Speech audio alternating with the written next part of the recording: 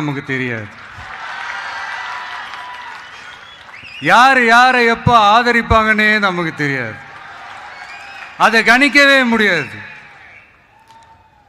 அதனால தான் இந்த அரசியலில் மட்டும் முன்னாடிலாம் சொல்லி நம்ம கேள்விப்பட்டிருப்போம், நிரந்தர நண்பனும் நிரந்தர எதிரியும் இல்லைன்னு சொல்லுவாங்க.